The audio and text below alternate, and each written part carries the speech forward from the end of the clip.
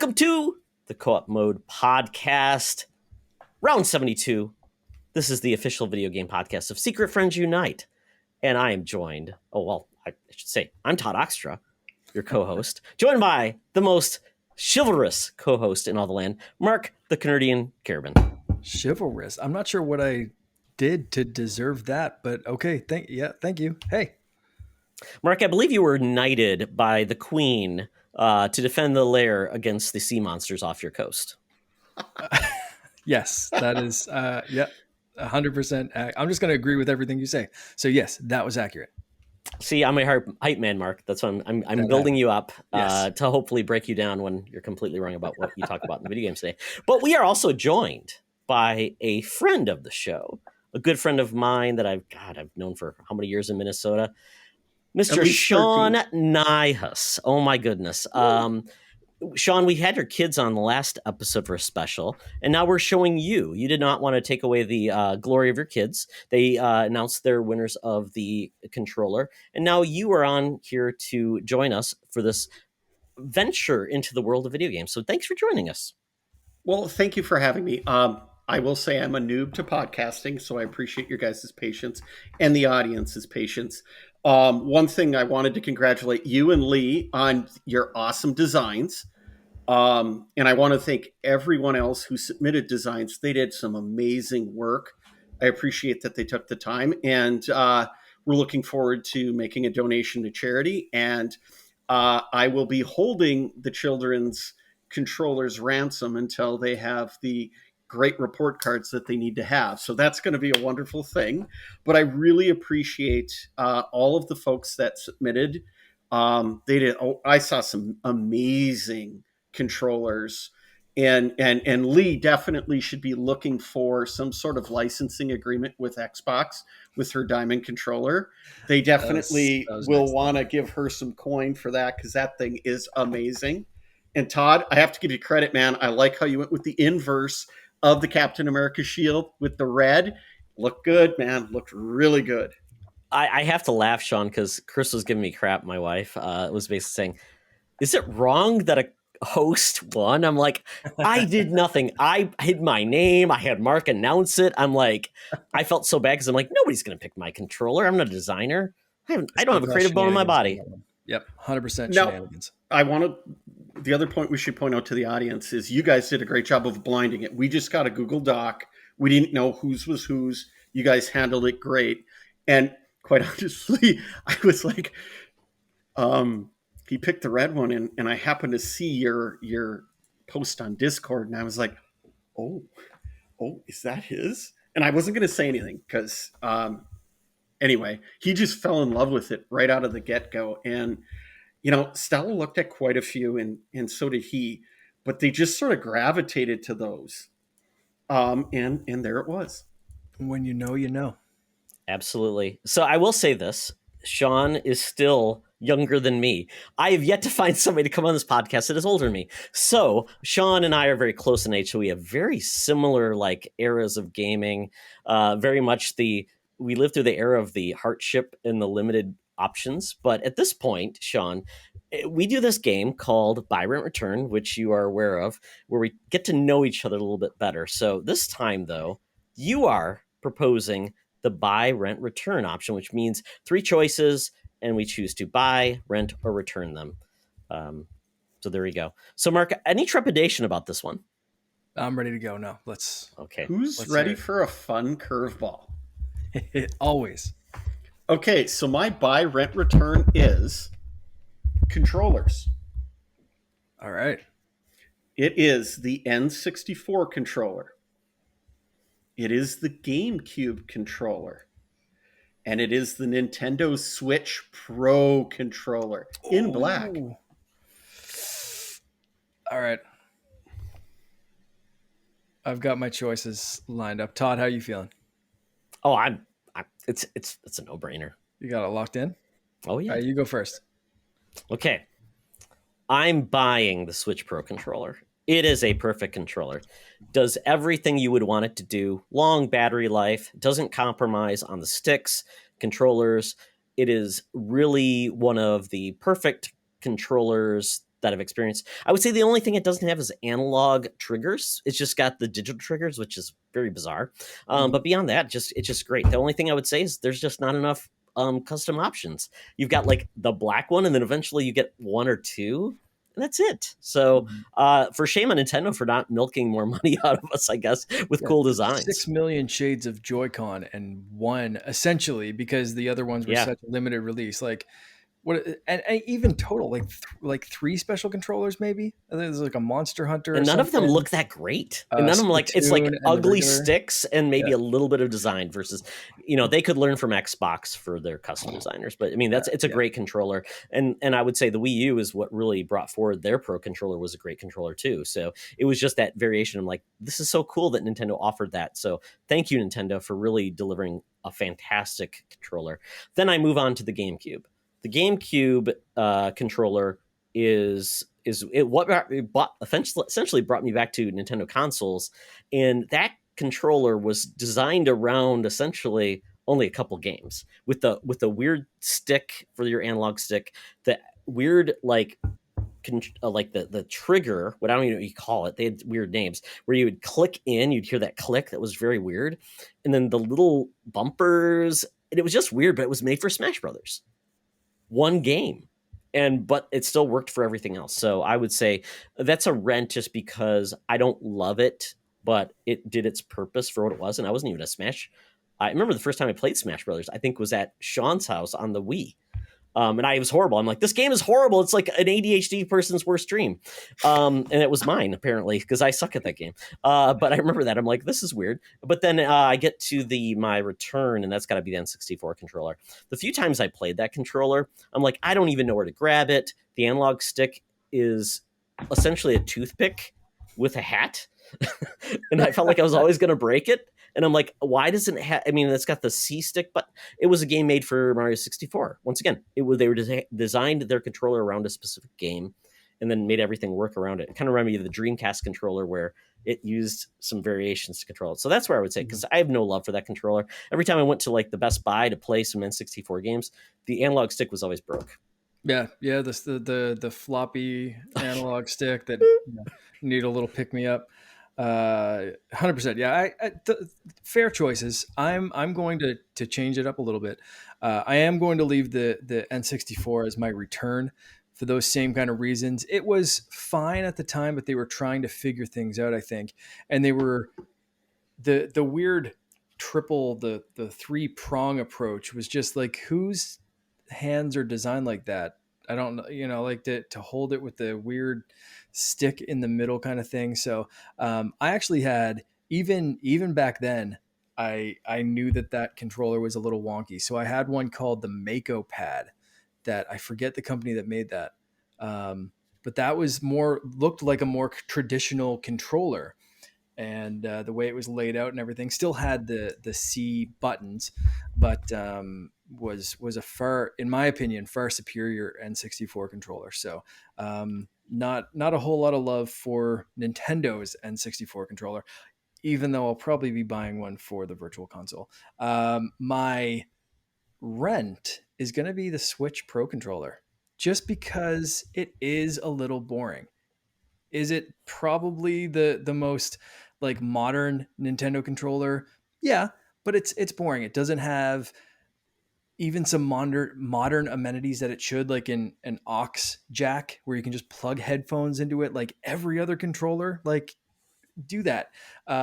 You mentioned analog triggers and that kind of stuff. So we need pressure sensitivity. There's games that should be ported over, that have been ported over. I'm looking at you, Super Mario Sunshine, that need that. And that's why my buy is going to be the GameCube controller, which was, aside from right now missing one of the shoulder buttons. So it had the L, R, and one Z trigger, or Z trigger for you Merkins. So if you add one more of those, like you can get the Power A controllers right now for the Switch. They have that extra trigger and it's perfect. I love playing with that on my Switch. Actually, if you can see, I don't know if you can see it for anyone watching on camera. There's a Wavebird right over on my desk there next to the Stormtrooper Oh, helmet. the Wavebird. I Nice. forgot about Yeah. that. Now, that really should be the controller we picked, because the Wavebird was instrumental about bringing in wireless controllers. Right. So I was going to ask, does the Wavebird still count as a GameCube controller? Sean, what do you think? It's the GameCube controller, in my opinion. Absolutely. Okay, yeah. So if that's the case, yes, that ushered in. I might have changed my opinion, but no, go ahead. that ushered in wireless controllers. And You got to ask the question. Getting away from like crappy RF connections, because my brother had a wireless controller for the PS2, and it just sucked. If you weren't like lined up 3 inches away from the console, it dropped connection. Versus my Wavebird, where I could be like, yeah, I'm going upstairs and I can't even see the TV anymore, but it's still controlling things and I'm running into a wall, but whatever. Like, Mark, longer range than the Wii U gamepad. 100%. 100%. I really think that controller was and still is incredibly unique. Feels so good with even the contours of the trigger buttons. It's really hard to mess up which face button you're holding, because A was so big, B was the smaller circle, and then you had the kind of beans for X and Y. Such a great controller. The stick feels great. Aside from a little weirdness maybe on the C stick as a nubbin kind of thing. I mean, there's small gripes you could take with any controller, but GameCube is still one that I still go back to. I still use, whether it's Smash or other games, on my Switch, and it still feels fantastic. So that Power A wireless controller for the Switch is a fantastic controller for Smash, but I then struggled to play other games with it. And I'm like, I'm totally blown off. It's so hard. Go play Super Mario Sunshine with that controller. Sure. It is a game changer. It feels so good. And like, that's someone from, I didn't even really own or play Sunshine on my GameCube. Like, and it still just feels right. So that's my pick. Okay, Sean, we need yours. Okay. So, curveballs. My return is the Pro controller. Ooh. I love it. I think it's significantly better than an Xbox controller, and Xbox needs to belly up to get their controllers where they need to be, because right now they are my least favorite. I do love the fact that they're durable, because my kids haven't broke one yet, and they've already broken at least one PS5 controller, and they haven't broke any Nintendo controllers. The Pro is amazing. It's a great controller. It's almost 1A, 1B. You know what I mean? Or 1A, 1B, 1C. My middle controller is the N64 controller, preferably in purple. And the reason why I love that controller is it brings me back to memories of playing with my cousins, playing Smash, playing Kart, playing even South Park Racing. Do you guys remember that game? Oh, yeah. And playing GoldenEye. And it was my cousin Andrew, Ryan, and Kyle. And we would play until 3 a.m. And we will all head over to Kmart or Walmart and pick up extra controllers because they were flimsy as heck. And you had to have a couple in spare. But I love the ergonomics. I get how you guys are like, oh, the middle piece. Oh, I thought it felt so good. And you didn't have fatigue. You could play for hours. And so from a nostalgia perspective, I will have a N64 controller for the Switch, hands down, just because it was awesome. And then my favorite is GameCube. The minute Smash Brothers Ultimate came out on the Switch, I got the adapter, I got 4 controllers, and that's all the kids and I use. The C-Stick, it's perfect. The feel is great. I don't think, quite honestly, there's been a better controller designed. I would love if Nintendo just sort of took a step back, took it and modernized it. Give it feedback. Give it the 6-axis stuff like, or the whatever the pros got, where you can use it for controlling. That controller had the best feel, but it also had all of the extra buttons you need for all of your games. Whether you're playing Street Fighter, you're doing Mario, you're doing Kart, you're doing Smash Bros. it just fit everything perfect because it was a nimble controller. Now, if you give it feedback wireless, it's perfect. I really think that that's hands down the best controller that's been designed, well, pretty much ever. And especially if you were to lift it and make it modern, wow. Absolutely, yeah. There's so few upgrades that it needs. I mentioned the extra shoulder button and then clickable sticks. I think really, like you said, add rumble feedback, tilt, motion, whatever. But like, there's very few upgrades that it needs to be a modern controller, and like ergonomically, it is one of the best feeling controllers. I have to completely agree with you there. That C stick, I don't know why I didn't have a hat. It just seemed like, what was the point of making that little nub? It just didn't make sense. And it does seem like you have to design around the fact that the A button was so huge, because it's like your main action button. I don't know if that works for everything. So it makes sense if you're solely focused, and the GameCube kind of worked that way because they didn't have a ton of third party. So yeah, Nintendo's all in. It just makes, it's a frustrating thing to say, hey, you have to design around this. It's kind of like the DualSense now. You have to design around or to add features that are unique to the controller, where Xbox has just said, we're going to do the same thing over and over and iterate, but it's every button kind of the same real estate. And now you see what they're doing with the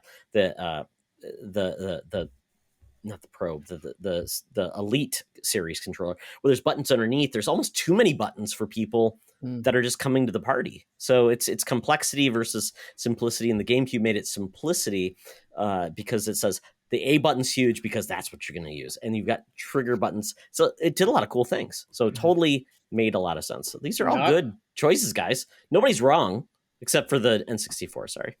Oh gosh, I listened. And I asked you, Sean. I tried to even remember, like, you had to have like a rumble pack, but there was like memory expansion for this. It was so weird. But the biggest foul though with the Nintendo Online services, the only N64 controller they're offering is the bland gray.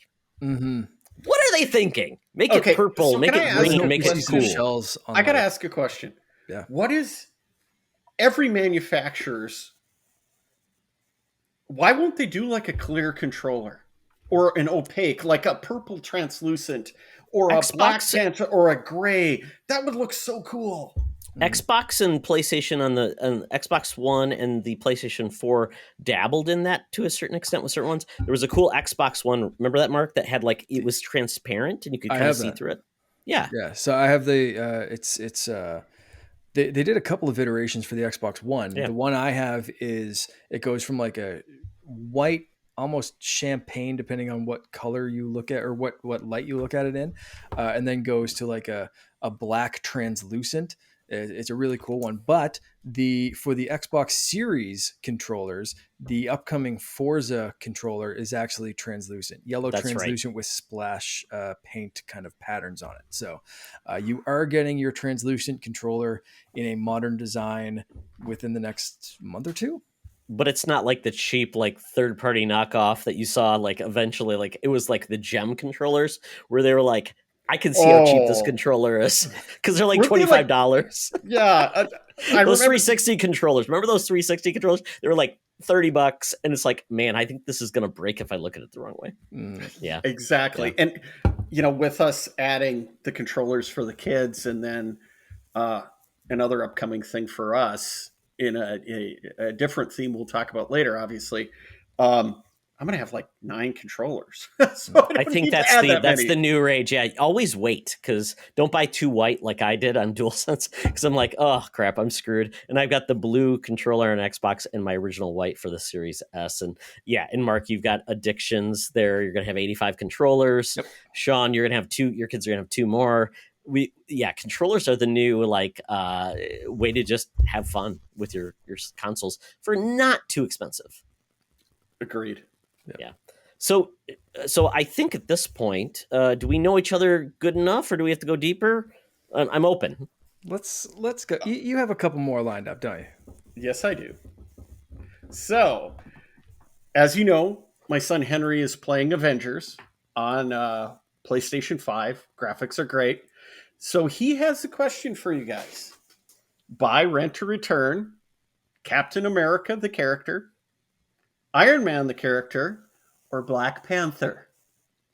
In the Avengers game or just in general? Just you for the can game? do both. It's up to you. I know Mark plays the Avengers game like I do a lot more than Todd I'm at does. Wakanda. Yeah, I'm at Wakanda now. Okay. I've not beat Wakanda, but I've beat the game. I So I'm at that level.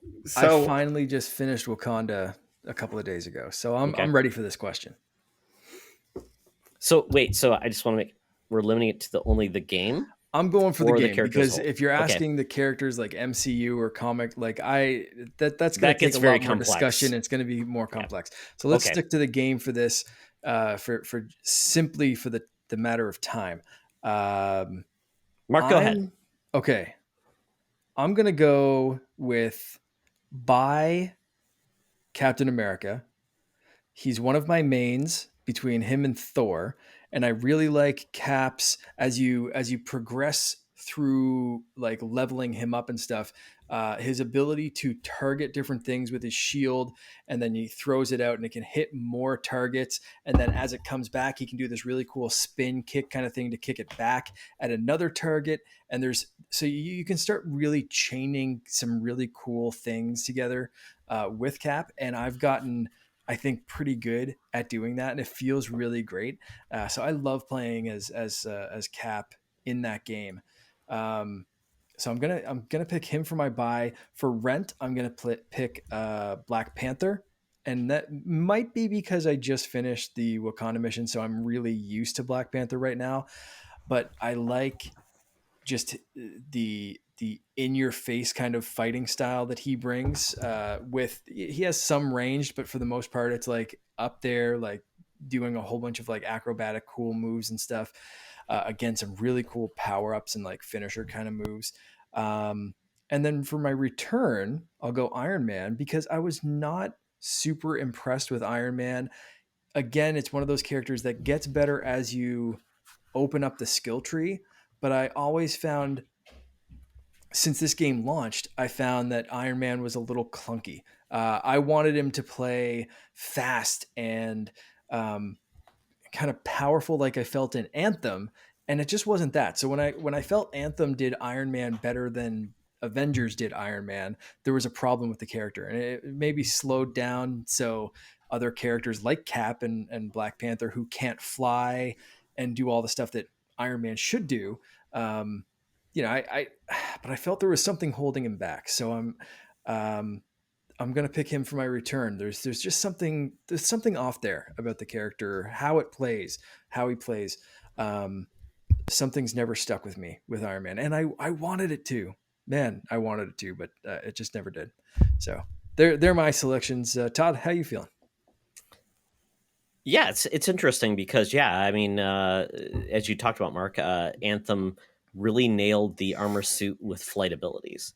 Mm-hmm. And it was always wondering how they would manage that, or Cap / Thor or whatever, with compared to like God of War, and how they could manage that type of combat. So, there's some interesting decisions to be made. But I would say this: I'm buying Black Panther because I've not played a ton of it, but I love the combination of a tank essentially that's agile. Yeah. And I feel like he is hugely agile. He's got some projectiles, but he can really get in there and just mess things up. And I love, it's hard to take Black Panther away from the setting and the fact that they finally added a cool setting that wasn't like Utah. Mm-hmm. It made me so excited about the environment. Very cool. I like the aesthetic, but I like that character, and he's just very unique, and his skill set is different than I think we've seen with the Avengers characters. My rent is Cap, because when I first played that game and I got to play his Cap, I'm like, wow, his skill set is very cool, and he just feels so powerful, and he's so interesting in the way he uses his power set with the shield. So I really love that, and I just love the shield and what it can do. Love that. So it's a very fun design, although I kind of felt so frustrated that you didn't get to use them for so much of the game. So that was just like, oh well. But then I get my return is definitely Iron Man. I just feel like the skill sets in Avengers are so weird, because I'm like, he's so powerful, yet he does as much damage as Cap when he throws his shield. Yet he's got like pulsar blast. So it's like, It just feels off. And I never felt like that great and comfortable with his flying ability to attack. So I would say he's a return as well. And that's, I mean, one of the downsides I think to this game in general is that Hulk has the same kicking power as Black Widow, essentially, because you can't have Hulk just running through and plowing everything over, and then Black Widow taking a half hour to take out, a room full of enemies or something in comparison. So, yeah, I get what you mean though. Yeah. All right. So Sean, is this yours or Henry's? This is mine. Okay. And I'm going to throw you guys a curveball because I can, because this is my segment. And so I'm taking liberties. My buy is Captain America all day long. He's my favorite character. I hate his original suit, so I bought up. That suit's hideous. It's terrible. Yep. And Your dog agrees. The moves are amazing. I like the idea that you can target the shields. You can do a lot. His super is really good. He's wonderful. Mm-hmm. It's great character. I am renting both Iron Man and Black Panther for 2 reasons, and they're different. I like the Black Panther suit. I like how you guys talked about it. He's a tank, but he's agile. He's fast. He's got quick, great moves. They did a great job of capturing what he is as a superhero. Awesome. And the reason why I love Iron Man is the guy who's playing Iron Man has great comebacks. He's fun to be. He's exciting. Not only that, when you level up the Hulkbuster Iron Man, which is my favorite suit, it's pretty BA. Yeah. Oh yeah. And my return is Hulk. How can you be that big and strong and just as strong as Black Widow, and you hit a guy and it does nothing? I'm like, yep. There must be gamma radiation. There must be like anti-gamma radiation in the environment. I'm like, did you forget about how strong? Did you read one comic book? Really? Sean, remember Superman 64 where there was like kryptonite in the environment that limited Superman's powers? I think it's the same thing. I think there's anti-gamma radiation which is affecting Hulk. But you guys get what I mean? Yeah. Oh, like you're battling, and it doesn't feel right. You got this little guy with a freeze gun. And I'm like, really? You're hurting me? Mm-hmm. You know what I mean? Hawkeye's just as strong as the Hulk. We know that. And I think, yeah, that game had so much potential, but I just wonder, because it was from Square, not from another studio, that they just didn't. I mean, it has a beautiful storyline and all of that. Mm-hmm. The part that I get hung up on is, do you not read the comics? Yeah. I mean, that was really, a tough one. Yeah. Anyway, so that's my buy, rent, return. With the bonus. And I'm just like, oh, come on. Hulk could be so awesome. And then he's not. Sean with the flim flam throwing out an extra character. But it was his selection, so it's allowed. Well, gentlemen, I think it's time now to get into actually what we've been playing. This is going to be a fun time to talk about the games that have been on our radar and what we've been taking up with our time. So Sean, you played a game I played as well, and I believe I was the one that said, hey, you should try this out, and so I might like this. So tell us about Kena. So Kena is from an indie, right, Todd? Mm-hmm. The developer starts with Apira. Ember Labs. Thank you. What I liked about Kena is it has 2 things working for it. Graphics-wise, it's starting to harness what a PlayStation 5 can do and what the next gens can do, because it's beautiful. Play controls are great. Everything's smooth, especially if you get the 1.08 patch, which takes care of some of the motion blur. But the actions are very basic, and it lets you enjoy the story and the beauty of the game, but still is challenging. When you battle a boss, it's difficult. And then when you get your recruits, what are they called, Todd? The Rot. Rot. Mm-hmm. And they're these cute little spirit-like creatures, right?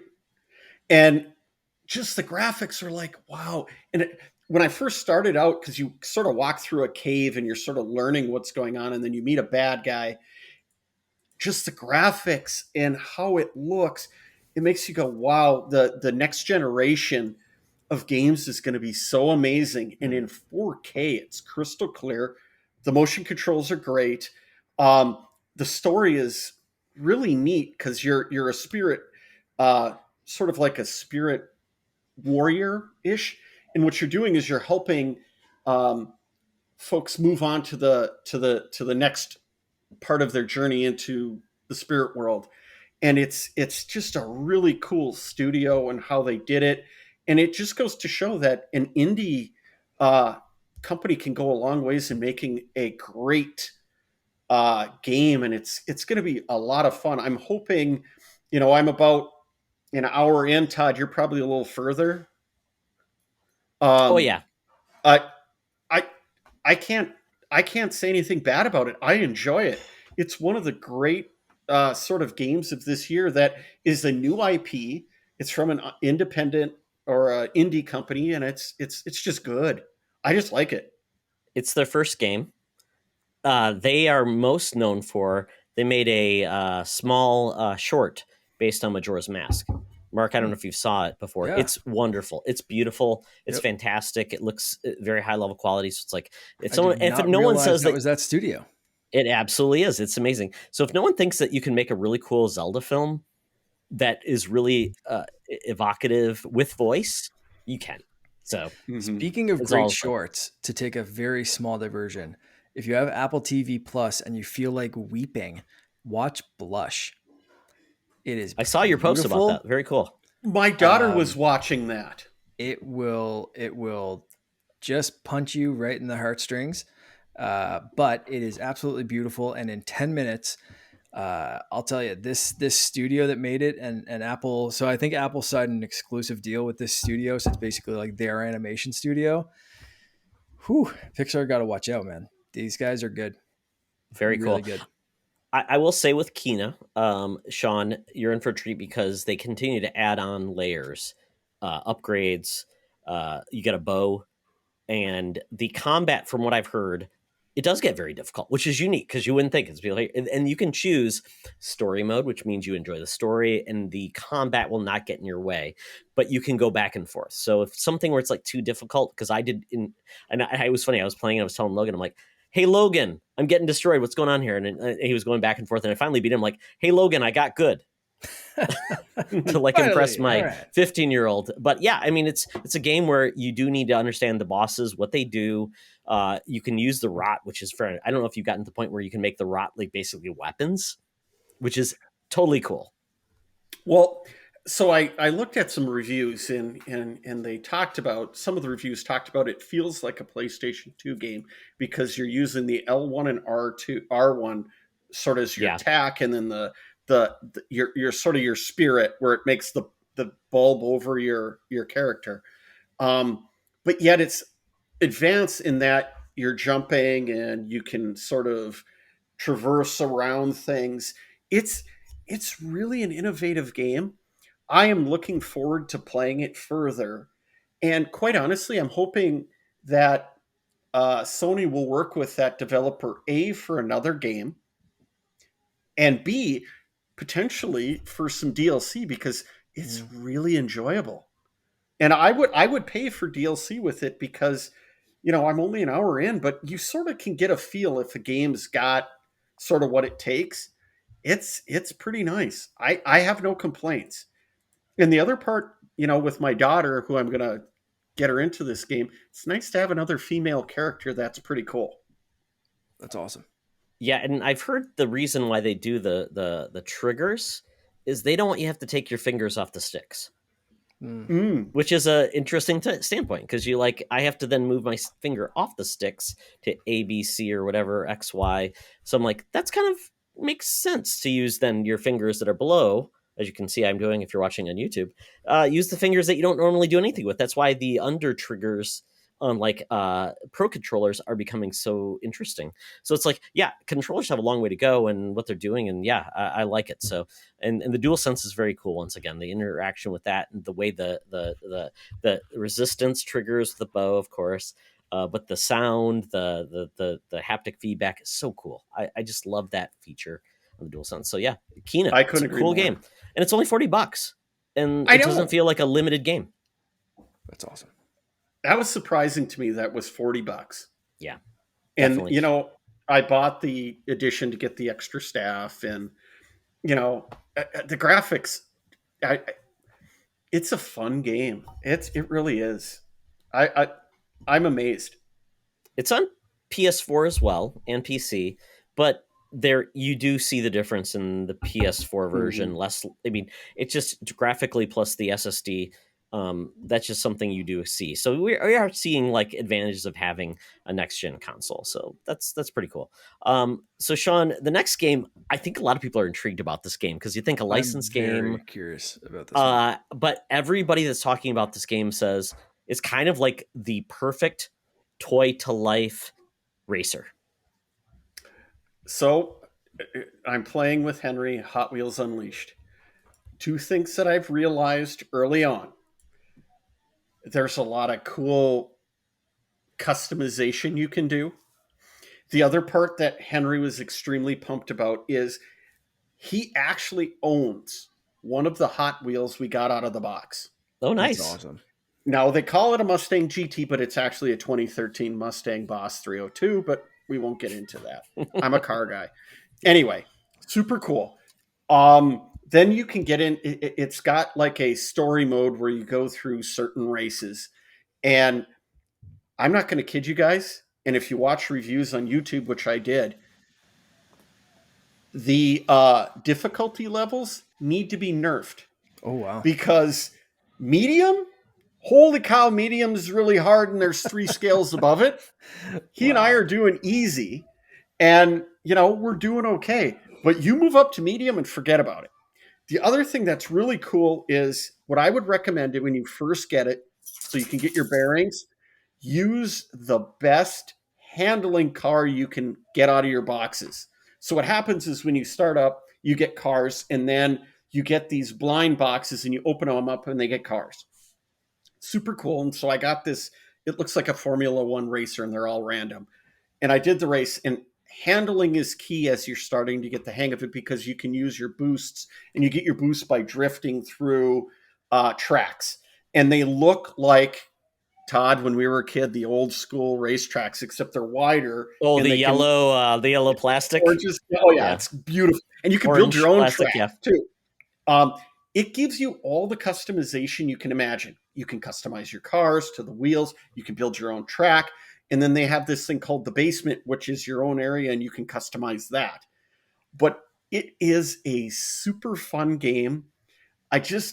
The only drawback is Hot Wheels are for kids, kind of like tricks. And you Henry, even on easy, Henry can't place higher than 10th, and there's 12 cars in the race. And So he's that not a makes bad it gamer. hard. He's not like a beginning gamer either. Well, what was it? Forenza, the game Forza. that Forza? Forza that just left.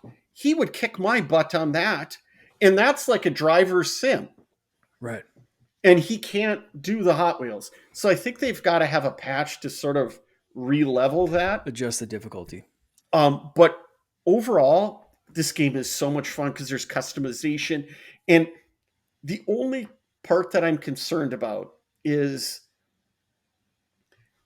you can get sucked into sort of in-game purchasing to get the car you want. They have like sort of a area where you can buy a car and you get gold by winning. I bet what's going to happen, similar to how you could get skins in the Avengers game. Or Fortnite. Yes, that they're going to sort of suck you in that way to get the car you want. But boy, it's fun, and there's a multiplayer.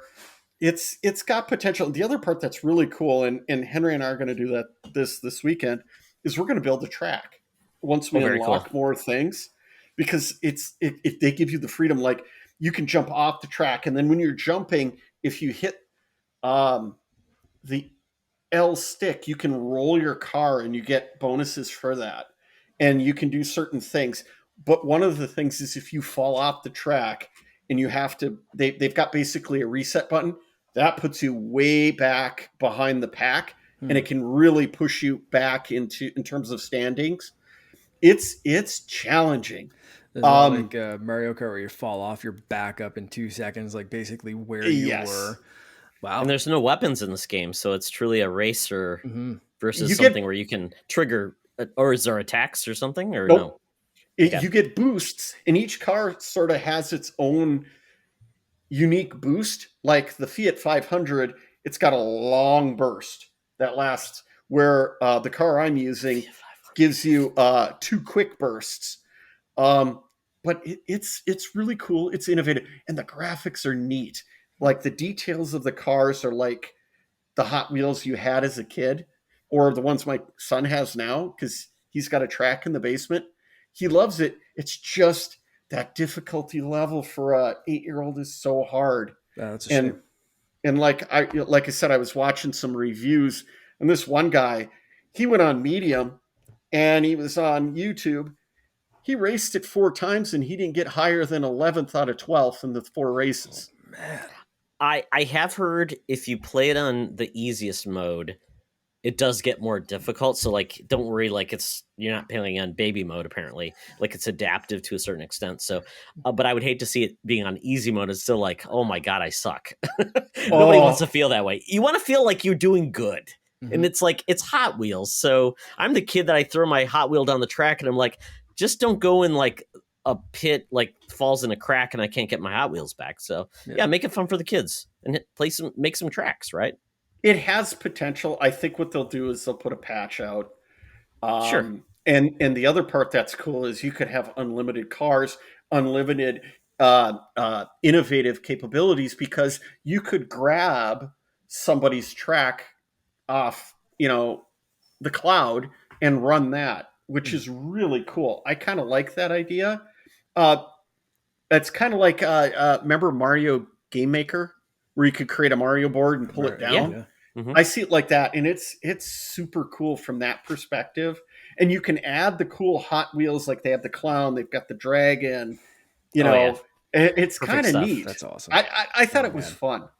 Well, that's so much great fun. to see a license not be treated as like a trash, because we've seen G.I. Joe, Transformers, all these licenses that just don't deliver good games. So it's cool to see that's there, and that's awesome. So, and because it's doing so well, I assume it will get more support. So that's good news. This game, very cool. because of the license, like I just assumed it was going to be kind of a throwaway game, like so many are, and it's so cool to hear so many positive reviews. And like, aside from the difficulty level needing to be scaled back a bit, like hearing so much praise for this game is I need to pick it up. It's really Very exciting. cool.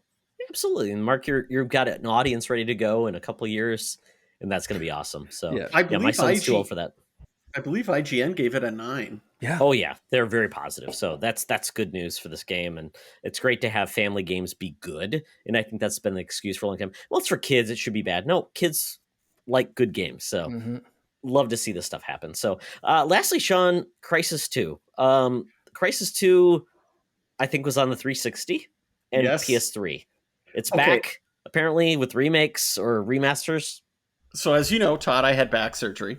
And when I had Mark, to give you some backstory, I had back surgery about 14 years ago, picked up a PlayStation 3. Todd said you should get an Xbox 360 first time. I got Crysis 2 on the 360, played it during my back surgery, and I'm like, I saw it on Game Pass, so I'm going to play it again. And it was one of my favorite games. I loved Crysis 1. Crysis 2 was great. I think Crysis 2 of the 3 is the best. I liked Crysis 3 probably the least. And so I started playing that again. And I enjoyed it. But unfortunately, this did not port well to the Xbox 360 or Xbox Series X very well. There's a part where you have to go through manholes and be stealthy. And if you die in a certain spot, the game freezes and you have to close out and go back in. Oh, man. And so I was extremely disappointed, because it's one of my favorite games. And what I like about it is the Crysis suit's kind of like Iron Man, but there's a stealth component. You're kind of cloak and dagger. It's one of those fun games. And unfortunately, the port over to Game Pass, not so much. Oh, that's a shame. I will say this, Sean, the company that made those games, Crytek, they essentially, I think, they're a Polish company. I think they were essentially went into bankruptcy, and I think eventually were brought down by like the Polish mafia. So I think this was probably a quick cash in to like pay off their debts. more so than anything. So I'm sorry. That's crazy. See, I thought they were German. No, they're like a Polish company. Yeah, it's very weird. And they were like the darlings, and it's like became like that was the meme. Like, can your PC run Crysis, and can it do these things? And it just becomes a scenario where they were even trying to license their engine because it was so powerful, Yeah. and they just kind of things went awry. So I feel bad for them because I mean I think EA even published like Crysis 3, and they Yes, had they that did. suit, and they had the bow, and it was crazy, and it's like, oh my goodness, they're gonna go crazy or crazy far, and just it's not turned out well for them. So I'm sorry. Oh, it's not a good port, guys. It's not a good Well, port. well, thank you for the warning because we appreciate that because money is important. So it might come to Game Pass maybe because they're looking Well, for it is money. on Game Pass. That's where I got it. Oh, well, even better. So no money wasted.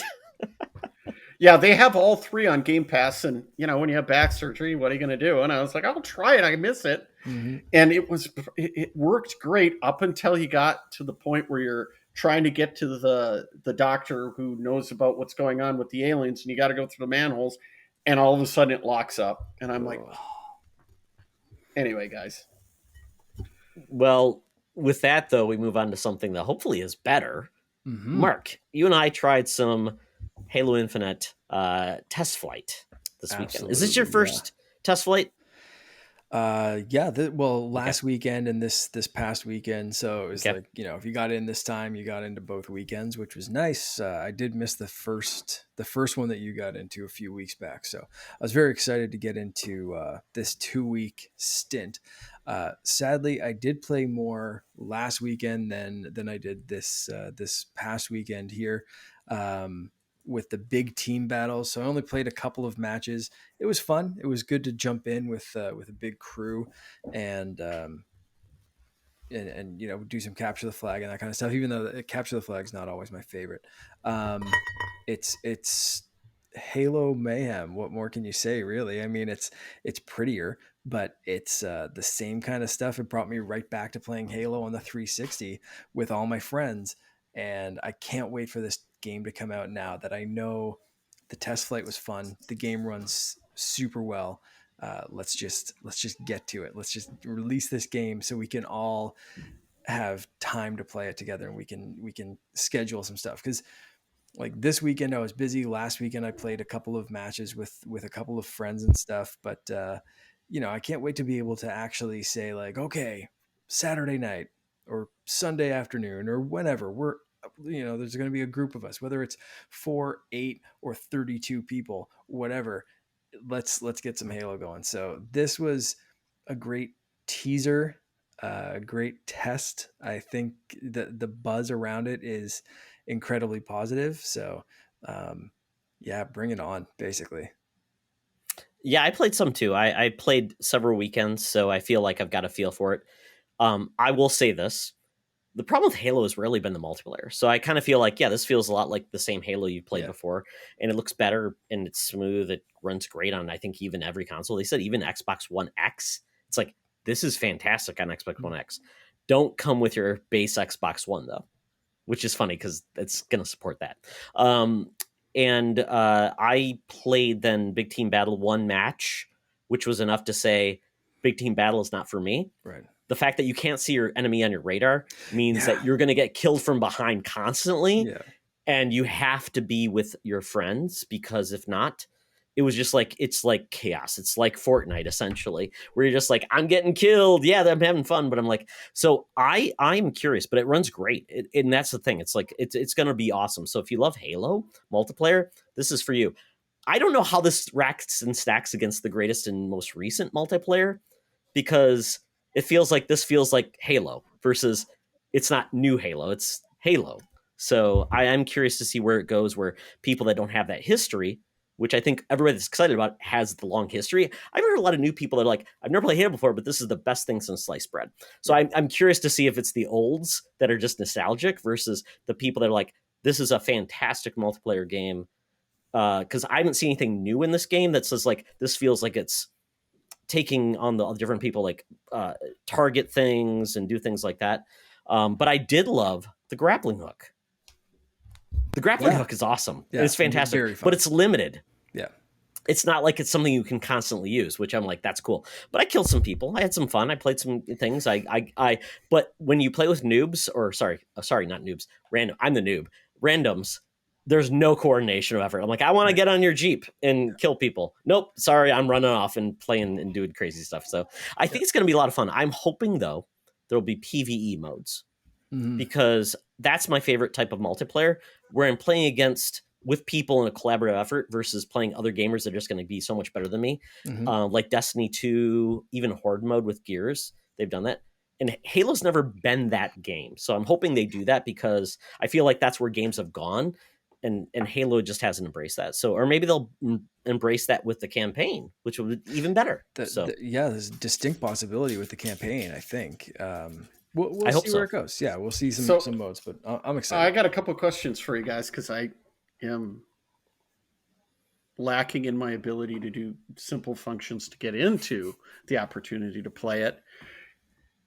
So, as I mentioned with Todd, because I skipped a generation on the Xbox and I absolutely loved Halo 5. Does it play like Halo 5? Does the controls feel like Halo 5? Does the feedback feel like that, or an enhanced version? And then second, is there, when you're playing that multiplayer verse, is it better than like Destiny when you're in the Crucible, where it's disjointed? It's got, there's just issues with whether you're doing the Iron Banner or the Crucible. And Todd, I believe you told me they were the original creators of Halo, right?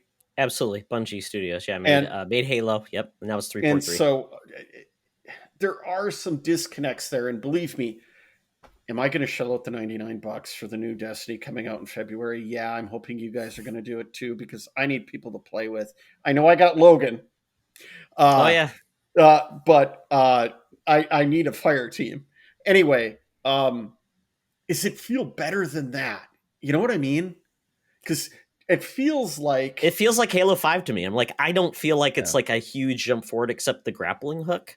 So I never felt like I said, Halo 5, nobody said like the multiplayer sucks. Nobody said the multiplayer for it was great. So I'm like, that's where I'm like, I'm struggling to say why this is so much better than what it had. I know there's the people that are like into it are like, yeah, there's these infinitesimal differences, but I'm like, Halo 5's been great for multiplayer. I'm like, so there's been no real barrier to get to people to play that, but I think there's just so much now that this game is going to be on PC. It's free to play with multiplayer. I think that's going to bring people in. So there's no barrier really to even play this game. But Mark, I mean, you probably played more Halo multiplayer than I ever have. So not really. I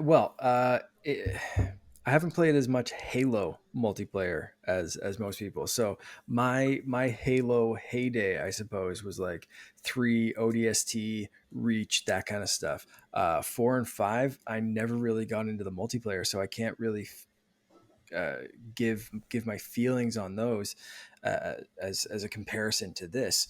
But what I will say is everything felt right.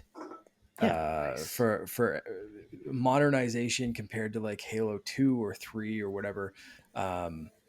They've added some things, like the buttons are where you expect them to be for a modern shooter. So everything felt right. As someone who put a ton of time into Destiny 1 and some time into Destiny 2, one of the things I loved about those games is they felt great. The shooting mechanics, everything just kind of felt really good, and that was the kind of vibe that I'm feeling from this. Is it feels right. It feels like the controls are tight, everything's accurate. It feels really, really good. So So last question, guys. It's the best Halo has ever been. Yeah. I would So say. you guys don't think it's a studio in chaos like the rumors were? They were supposed to have story it. mode, but Maybe the campaign, Yeah. but at least the multiplayer, I think the multiplayer shines. Yeah. Cool, because I mean, Todd, listening to your guys' podcast, it delayed. I mean, one of the reasons I got the Series X was Halo, because when they talked about next gen, it was Halo Infinite, and then we started hearing delays. I mean, you guys know better than I do. When is the campaign coming out? December 10th, 11th. I'm trying to remember, Mark. It's basically Yeah, December it's 10th, something like maybe. that. So, It's yeah. it's late. And then we aren't getting the co-op campaign until 3 months after. Yes. Which just doesn't feel right. I think the reason why, as they've explained, is because this Halo campaign is supposed to be more open world, with kind of like where Gears went, where gave you different objectives you could do out of sequence, which is cool. But they've never done it as a team, Mhm. which created more chaos and things that you thought. So I'm glad they're taking more time and Mhm. how you incorporate that. But I mean, yes, it feels different. But I mean, maybe ultimately it's a good thing, because 3 months later, people are going to revisit Halo to play with their friends. Yeah. So I'm gonna play it with people, because Halo multiplayer. Sean, you and I had so much fun with Halo 3. We had Yes. so much fun. Reach is a great game. I mean, this studio has. I mean, Halo's heritage. 343 wants to create their own heritage, and I hope they do. And they're bringing back some great Joseph Staten to bring this game back to its heritage, because Mhm. that's what Xbox wants. They want this game to live for the whole generation of Xbox Series. I really think this game could launch this holiday without the campaign for free and then drop the Absolutely. campaign later. Like if they at this point announce like, hey, you know what? We decided we're going to hold back the single player campaign and launch it along with the multiplayer campaign in the new year. Like I'd be like, okay, cool. Just give They me didn't my have to, right, Mark? I no. mean, because they're not charging for the multiplayer, so there's nothing Exactly. lost. No. They have Game Pass, so they're not expecting people to buy physical copies or Hmm. digital copies. I mean, you can if you want, but that's not where they're playing. So, I mean, for them, it's like, for their investors, I think, yeah, you got to get by this quarter and get some, because you can buy season passes and things like that. But yeah, Hmm. it's kind of irrelevant at this point, because I am worried, though. This is Xbox's first attempt to launch on multiple console generations and PC at the same time with their multiplayer and campaign. Hmm. That is so hard, guys. It's Yeah. not You easy, and you see you Amazon struggling with their New World game, where they have the most servers in the world. And if Xbox struggles, then you say, "But you are like the server company in the world. If you can't deal with this and you haven't added enough servers, then you're just being cheap. They Hmm. haven't had enough servers." But we'll see. I that's the part that's hard because you've got different technical components. That's the one piece that I find amazing. Is how do they bring it all together to work? That's gonna be tough. Yeah. They should be able to. Now, granted, I they have have a faith. huge cloud service, Yeah. but wow, this it'll be fun.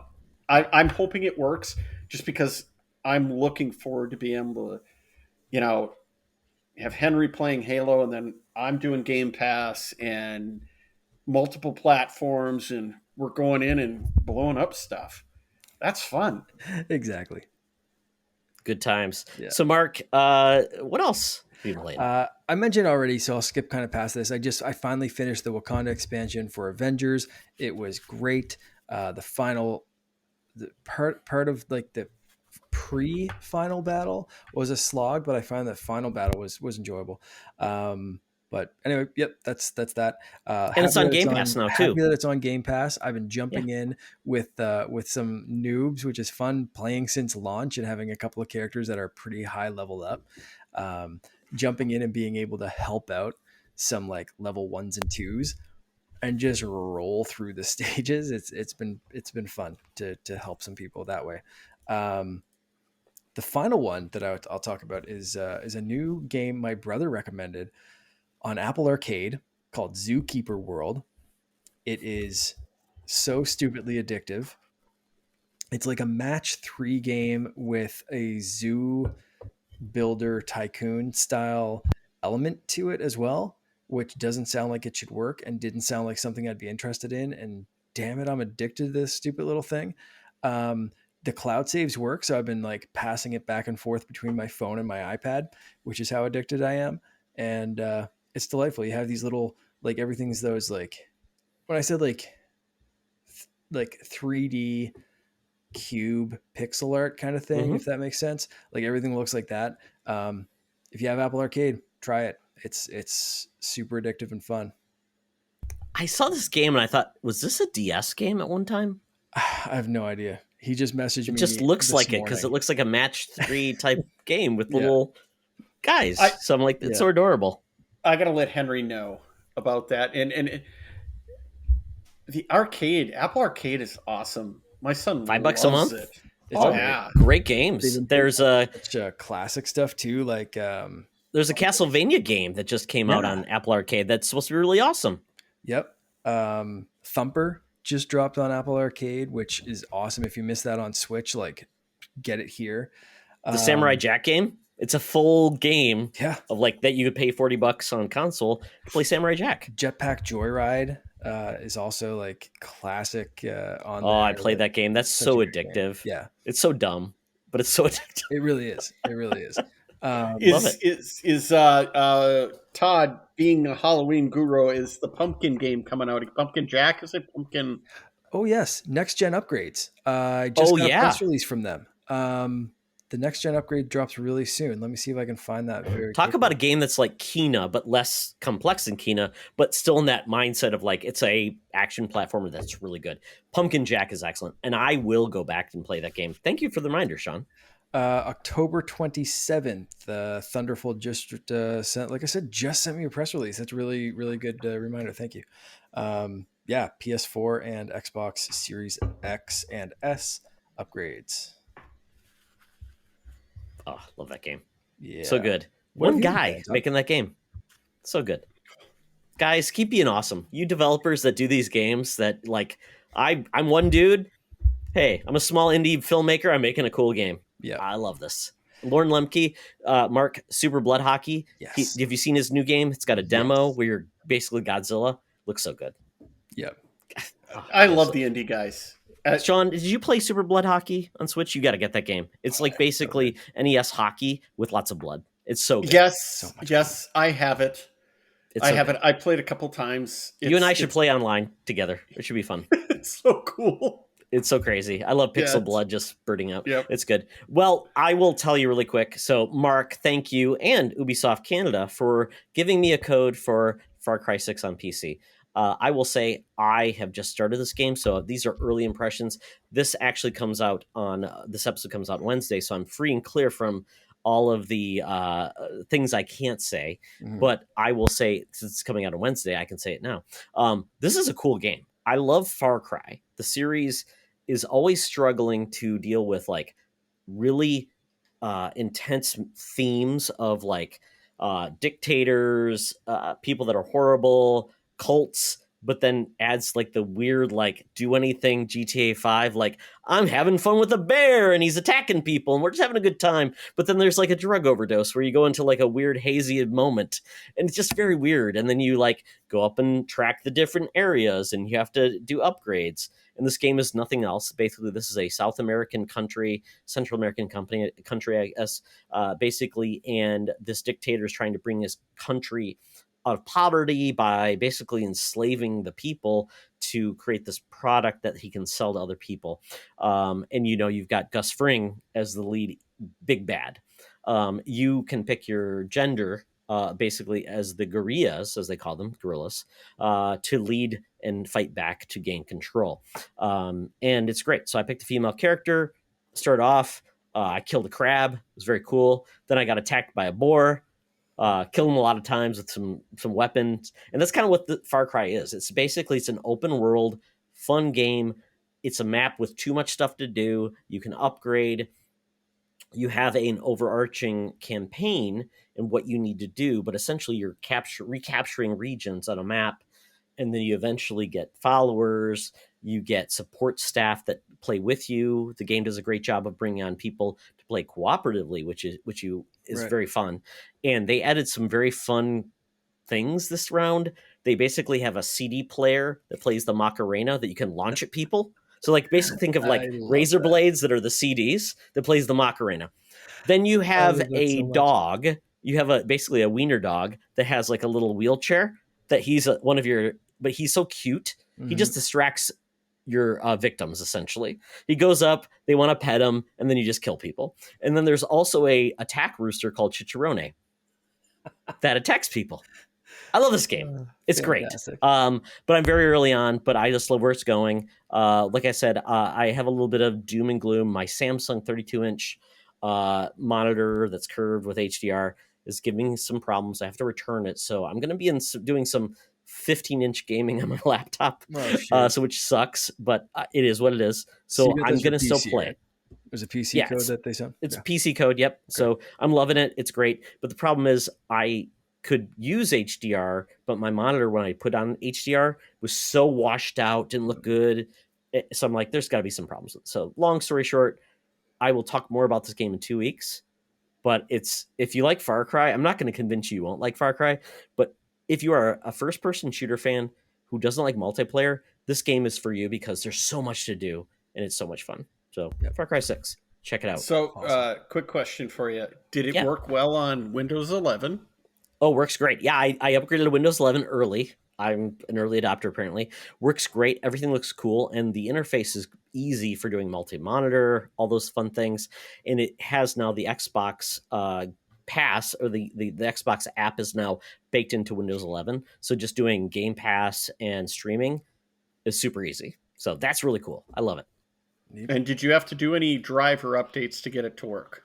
No, there was some GeForce updates in advance of it, which was very easy to do. So it's worked smoothly. It felt like just an update versus an actual new OS, which is very cool. So I think it took me less than 45 minutes. Very easy to do and seamless, and looks cool. It looks more like Mac, like a Mac interface than Windows has ever looked. And I'm using it right now. So there you go.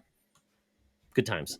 Lastly, though, the game I played a little bit, and it was just fun. I was actually playing this on xCloud on my iPad when I was watching the Vikings lose, Sean, with my Xbox One controller, was the Mighty Goose. This game is like Metal Slug, where you play a goose that has cybernetic enhancements. You use a lot of heavy weaponry to take on these forces. You have to liberate some like characters that are like ducks and pigs that can then give you more weapons, and you can do it co-op. And so you could basically, if you got friends, your friend could be like a co-op pig and kill people, or give you like upgrades to your weapon, or you could be a duck that could target people. And then you have a dedicated button to honk, which I don't know what the honk button does, but you honk. If you have to ask, you shouldn't be playing this game. I need to get If you don't know what Goose. If you don't know what a goose honk means, you got to take a step back. So Mark, you're saying I need to get Goose versus get good? Yes. Yeah. But it's fun. It's on Game Pass. Just came in. It's very fun. It's that pixelated look. It's guns and drama, and it's very cute. I just downloaded this game right now because that sounds incredible. Yeah, and so it's like 8-bit Super Mario Bros. I'd say 16-bit, Or 16-bit, like 16-bit, like straight up, like it looks, like a Metal Slug game. Yeah, and I would say play it. Just try it on like streaming, just see if you like it versus downloading it, because it worked great when I downloaded it. When I was just streaming it with my Xbox controller and my iPad, it worked great. Oh, I can't wait. Yeah, good times. So I could see Henry liking that. It's cute, and then Sean, you could play it with Henry. You could be a support duck or a support pig. That's all you can hope for as a father, to be a support pig. So that's what we've been playing, folks. I hope you enjoyed that. All right, we head to the news section, which is being headed by Mr. Mark. So, Mark, take us over the news that happened while we're gone.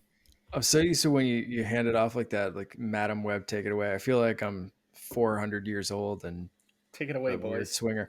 It's been a Nintendo heavy week, or at least that's what we're going to focus on with the stuff this time. So Switch Pro rumors returned. Of course, it's a day that ends in Y. It's another week, another Switch Pro rumor. This one I think originated from Bloomberg, and they said they had like 11 studios that had 4K Switch dev kits, and Zynga was one of them. They're developing, big mobile developer, but they're developing the new Star Wars Hunters game. Then Zynga and Nintendo, both uncharacteristically for Nintendo, by the way, like came back and was like, nah, this is BS 100%. And Zynga was like, yeah, we do not have that. There's been another person who's like kind of hacker, data miner, or whatever.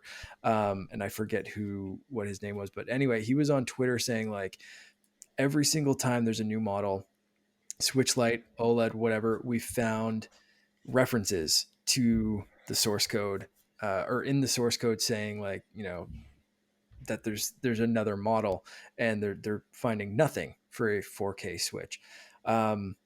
So Bloomberg, I don't know if they're making this up or if they heard something and misinterpreted it, or if there's another explanation.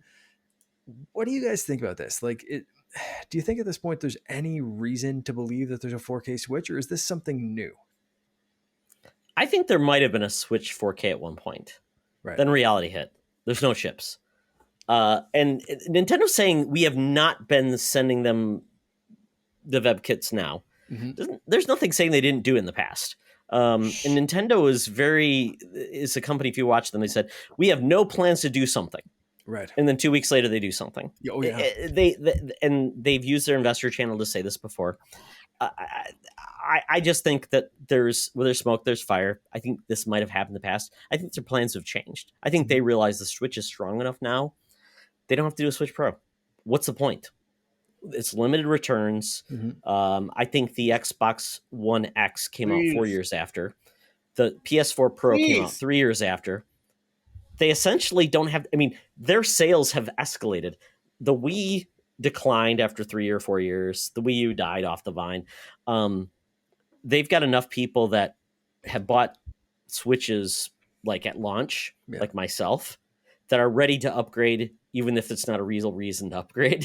So they're like, my Switch is 5 years old, it's dying, I'm going to buy one anyway. So I think at this point, they've got enough baked in that they can sell 15 million Switches by doing essentially just putting a new screen on. So I think we're not getting a new Switch until we get the Switch 2. That's my quick take, because things have changed and they don't necessarily, their games don't require that level of hardware, and they can do cloud streaming apparently at this point for the high-end games. Sean, you're kind of feeling the same way. You think this is like the Switch U? Switch 2, something? So I did research because I've owned every single Nintendo from the NES up to the current, except for the Wii U. And they will not make that same mistake. What is the single identifying solution that they came up with? Is they have to radically change what the experience is in the console. You're not going to see a Switch 2. What you're going to see is a complete ground-up different console. Wow. And the reason they don't have to do, like, remember when the Xbox Series X and the PS5 were coming out?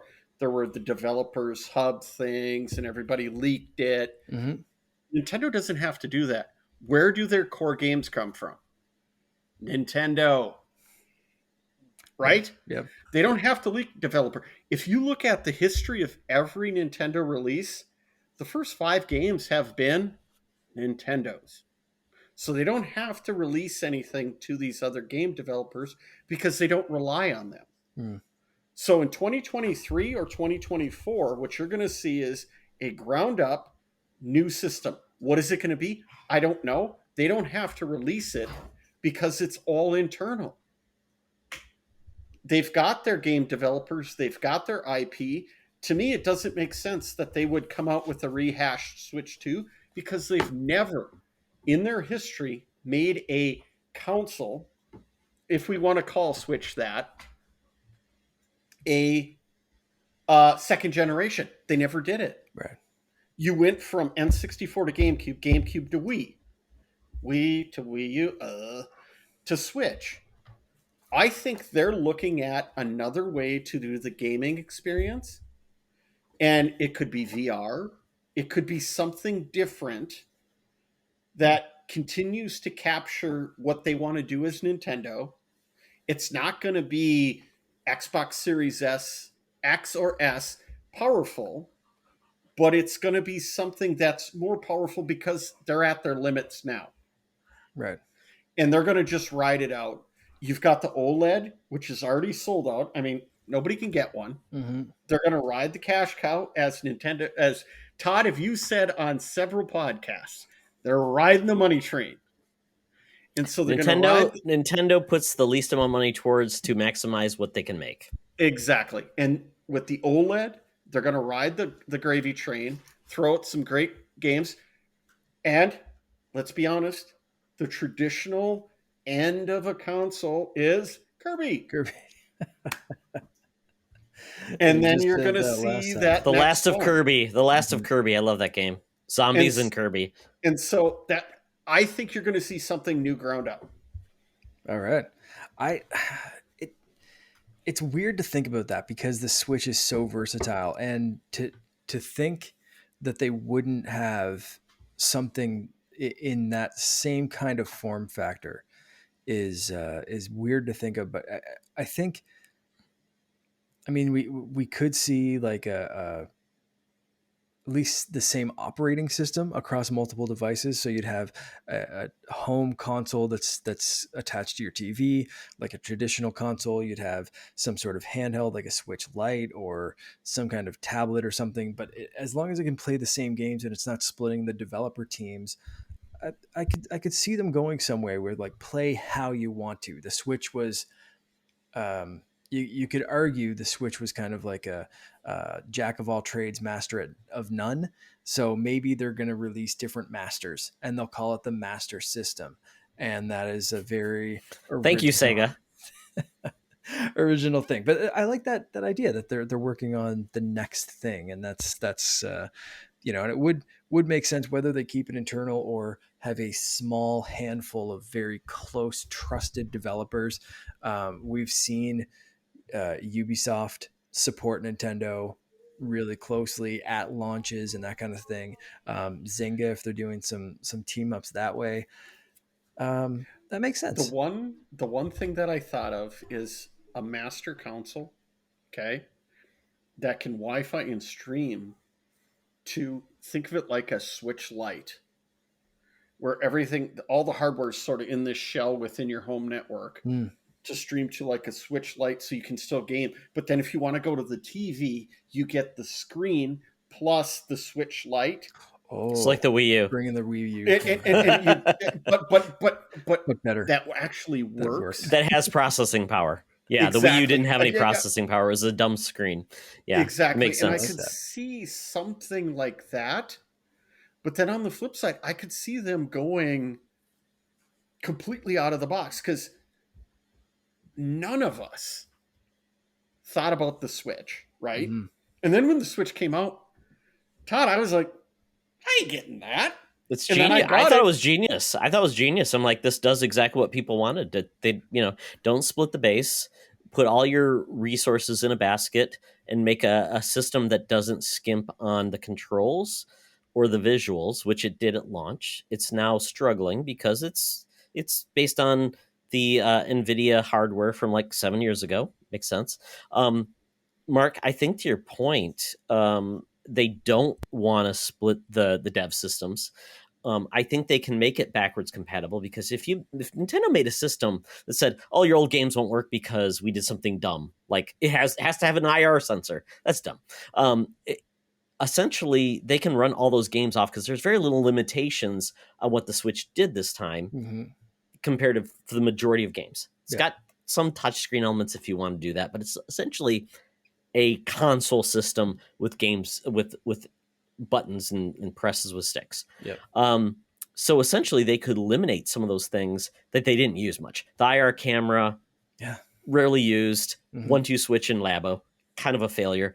They can limit it. NFC is kind of rarely ever used anymore. It's kind of a expensive thing for Amiibo, which rarely gets used. They could just eliminate a lot of those features and say, you know what, if you want that, you can play it on the Switch. But in the next gen system, you won't have those features, which nobody's going to cry about. Well, some people will cry about. But I mean, and then say, you know what? We're going to finally give you Joy-Cons that actually are real Joy-Cons, that sticks and Pro-Cons or whatever. The Joy-Cons can still attach in those rails. I don't think anybody says that it can't. But if you want better Joy-Cons, there's nothing stopping those Joy-Cons from working on new generations. They don't have to go back and work on 8-year-old hardware. That's dumb. Anybody that wants, it's kind of like using the old Wiimotes on the Wii U. They weren't great, but why did you want them? So I think you can do things that can allow for better options in the future, that you can work on Switch Pro 2, whatever you're going to call it. But I don't think they're going to do anything completely new, but I think the hardware will be able to do new cool things. Mm-hmm. But I don't think it's going to be based around VR or things like that, but it could do those things. Yeah, for sure. So we'll see. I mean, I think they've got time to play. It's their money. Yeah. They're more profitable than ever, and the fact that they can rely on digital sales, is perfect. So getting around rumors to things that are actually coming out, we've got early impressions of the Switch OLED and Metroid Dread. Let's start with the Switch OLED. Are either of you guys picking this up right away or planning to? No. And the reason I'm sighing is my daughter wants one bad. But why, Sean? Because it's the new thing versus... Well, it's supposed to be lighter. Okay. It's supposed to have better battery life. It does have. It has the same battery life as a Switch Lite. So let's get rid out of that. That's not there. Well, remember, I've got the launch edition. Yeah. That second gen had better battery life. Sure. Yeah. So I'm going up. The other part that worries me, guys, is I can trade it in at GameStop before it dies and get an OLED. My daughter's happy with me. It's cool and it's in the white. It's got a better stand, so when if you can find the white, I'm guessing the white's going to be impossible to find. You're going to get the one that looks like everything else. I don't care. For me, it's just whatever keeps my daughter happy. I can see that there, but I agree with you guys. It doesn't make sense. Mm-hmm. But because I've got a launch edition, it's 5 years old. You got batteries wearing out. You've got all of that. I'm thinking about taking my thing off. The biggest thing, Todd, and you'll have to come over, is prepare me for transferring data and how that... Nintendo's not very good at that. No, so I would say if she just wants to be a handheld, get a Switch Lite. There's no perceivable advantages except for the screen. Because the Switch Lite has the better battery life. So you can get rid of that argument. Actually has a C stick. It has the new OLED doesn't have the D-pad. So there's really no perceivable advantage if you're just going to be handheld, because you go with the Switch Lite. Yeah. And your docked one, even that's old, just leave it docked. So spending an extra $150 for something that has a little bit better screen for an 11-year-old, she uses it a ton. Sure, but you can get a Switch Lite for $100 or $200 with my launch console. The same kind of reasons. Like, I'm seeing what they're selling for, and like the money that I could get for it now, and like it's just a tiny little jump up to the OLED. It's a brand new thing. I've had this since day one, and it's like, right. It is tempting, but I didn't pre-order one. I'm not getting it right away, so we'll see. But I do. The early impressions are good. The screen, they're saying, is big and bright and beautiful, and makes the old screen just like you can't go back. But I was talking to a friend of mine this morning about do I want to upgrade my Apple Watch? So I'm rocking a Series 4 right now. I've had it for 3 years, as of yesterday, I believe. Yesterday. So, and I messaged a friend of mine today, like, do I want to upgrade to the Series 7? It wasn't a big redesign. Like, the screen's a bit bigger, but I was hoping for like a big kind of dramatic redesign and some more things. So it has a couple of new sensors and always on screen and a bigger screen and a few things that would be a noticeable upgrade. But I'm like, do I want to wait for the Series 8 and see what that one's about? Maybe that'll be the dramatic redesign that I kind of heard about and hoped for. Or do I just jump on this one and say, screw it, whatever, I always on screen, there's enough. And I think once I have things like an always on screen, a brighter screen, things like that, it'd be hard to go backwards. But right now I don't know what I'm missing.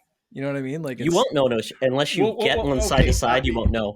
And I would say this: it's not going to be a brighter screen. It's going to be a better color screen. Mm-hmm. OLEDs actually aren't as bright as LCDs. So if you want to take it outside, you have to think. So I would say if you are a dedicated handheld gamer and that's all you do, and you don't have a Switch, or you want to upgrade an old Switch, great. But I would say if you are someone that just wants a Switch on the go, the Switch Lite is the more reasonable expense. But I mean, yeah, Absolutely. but I can't convince anybody to say not to get it. But $350 compared, you can get an Xbox Series S for $300.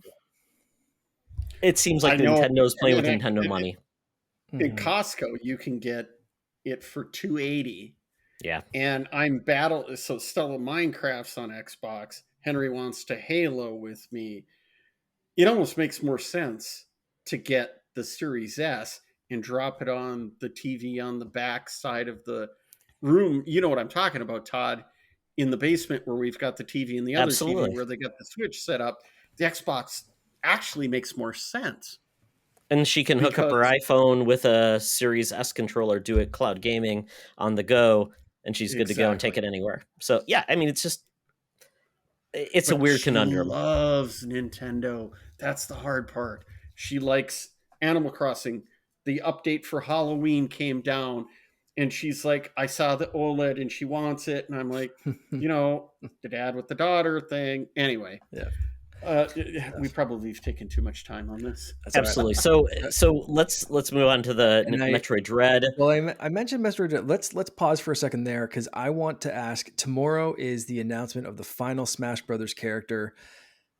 What are your very quick predictions? By the time this episode is released, we'll already know the character, so we're going to be either right or wrong. Sean, who do you think we're going to see? I'm going Gino. Okay. Love it. And I'm going Gino from 1996 Mario RPG, 2001 on Game Boy Advanced, Mario Luigi All-Stars. Yes. It's an extremely popular character. He was a sprite, or is a sprite. I like that call. I had another call with you guys when we were doing the pre-meeting, but I think being that there's the fanfare, that could be the one. All right. I like it. Todd. Legit. Who do you have? Very quickly, Joanna Dark. They've got a game coming out on Xbox. Rare IP. Makes sense. Solid this would choice. be a partnership with the Xbox because it was Nintendo IP before there. Other than that, I would say Ring Fit the Dude or Dudette, whoever you chose to play as. And with Drago, who's the boss, added in, which is a new Nintendo IP. I like that. I really like that. My guess is going to be Master Chief. I'm just saying we're going to get Chief. Todd, I like where you're going with Joanna. It makes more sense. But I'm just going to go with Chief, and we'll leave it at that. We'll see. We're probably all going to because we want to have a character that's never been on, because the likelihood of a Nintendo character that's never been on a Nintendo console makes total sense. Mark, honestly, I hope it's Waluigi. Like everyone else was invited to the party. Just give him the invite and just call it a day. But anyway, we'll see who's right, who's wrong, and it'll be some weird. It's going to be some weird character from some Japanese game that like 3 people have ever heard of, and Sakurai is just like the biggest fanboy of this series, and that's what we're going to get, and everyone's going to be like, who? It's Gumshoe. And he's just going to be 2 thumbs up, and he's going to play against himself, and it's going to be a fun time. Anyway, it's actually, guys, it's going to be the actual Duck Hunter for the first time ever. We're going to see him who revealed. The Duck Hunter is. Yes. You know what? I think that makes total sense. That's a little bit meta, and I'd love Sakurai to put himself in the game, and just it's him. The final character is him, and then he announces he's retiring. That'll be it. Makes total sense. All right, so with that, let's get back to Metroid Dread. For me, this is one of my most anticipated games of the fall. How are you guys feeling? We've seen some early impressions. I'm avoiding most of the early impressions. So I've heard that it's great. I've heard people are impressed. I haven't been really listening to anything. What are you guys feeling going in with this game launching pretty soon? You know what? I liked Samus Returns on the 3DS. I didn't like the control scheme. Don't like handheld gaming. Everything I've seen lately, though, the actual early impressions makes it sound like this is the game that has been really just waiting to be the Metroid where people can just embrace this, because the modern Metroidvanias are so popular, and now we have a game to actually match that, which is great. It looks fast, it looks cool, has a cool it's just a premise of the fact that there's this robot that can kill you and you can't injure it, and you're trying to escape, but you are becoming powerful. So I think this looks awesome. It looks fast, looks cool, beautiful, and it's going to look beautiful on the OLED, as we just talked about. So I think this game is fantastic, and I hope it sells well. Yeah, Sean. Okay, so first Metroid game on the NES, loved it. It's been a Metroid follower since. I do have concerns because this game,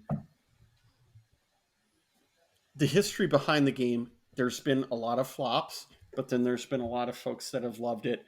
I believe this game was first talked about being developed in 2015 or 16, right? Way back, yeah. And then it sort of They like started said to drop. Metroid was in Dread. They Metroid like gave spoilers, Prime right? 3, something like that. Yeah. Yeah. Yeah, start and stop, start and stop. Now, for the hardware, I think this is their gemstone game, but I'm worried that it's going to tax the hardware because it looks good. It is a 2D game, which, let's be honest, that's not the genre now, right? I think it's going to be fun. Am I and Henry going to put multiple hours into it? Yes. I'm hoping it's everything they talked about, as Todd talked about with the, you sort of got to hide from, what are they called, the Emmys, Mimmies, Yes. whatever, and then you've got significant beasts. I'm assuming Ridley will be in some point in time in Master Brain or Mother Brain. Mother Brain. They showed a couple of different iconic bosses. Yeah. Yep, and that Kraid. looks cool. And the other part that looks neat is you can get different gadgets, and that you don't have to roll anymore. You can slide, and there's things that you can do to sort of be cloak and dagger, where you can stop and turn stealth. I'm hoping it's going to be the thing that I wanted probably for the last 8 years. And then it starts a new genre as they move into the next generation console, where you get the new Metroid Prime first person, and they start sort of developing this IP further. I'm cautiously excited, is what I'll leave it at. God, I'm hoping it's great. Me too. Yeah. Todd, how you feeling? It's the first HD Metroid game, which is just crazy. I wanted to love the other M, which I liked the side-scrolling elements, but when they brought in, like, you had to point the Wiimote to point, just lost me, and then the storytelling was just kind of weird. But everything I've seen, just this game looks really good, and it just seems to really. I mean, they created a genre. The Metroidvania is because of Metroid. They need to reclaim it. Because there's been so many great Metroidvanias. So I can't wait to see them nail this, and this is my real Switch game of the year. So this is the game I hope will nail it. I bought the special edition. I don't know what I'm getting in the mail because maybe it's a fake that they took my money. They aren't going to send me this game, but I'm excited for it. I hope it arrives soon. And you know what? That kind of leads us into the bonus round. So we're going to be talking about our most anticipated holiday games. This one is one for me, and I know I put a thing out on Twitter and in our Discord channel, so thank you to everyone that got back. So we got at Pixel Reno was one of the first people to get back. She said, "Bro, you know I'm itching for some Dread." We were actually talking about this last week, and yeah, she's very excited. Rich Davenport on Code 47.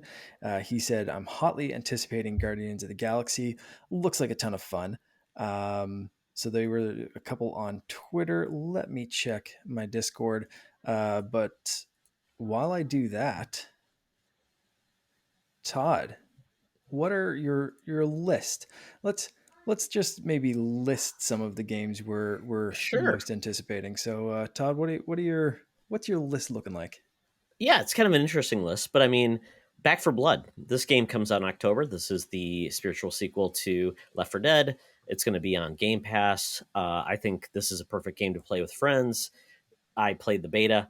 I think this game is going to be awesome for everyone, the zombies, and just having a good time. I think this looks awesome. Back for Blood. I'm down. Please play with me. That sounds horrible. Please play with me. Yeah, Yeah, play with me and kill some zombies, there you go. please. Yeah, Marvel's Guardians of the Galaxy. I think this looks awesome.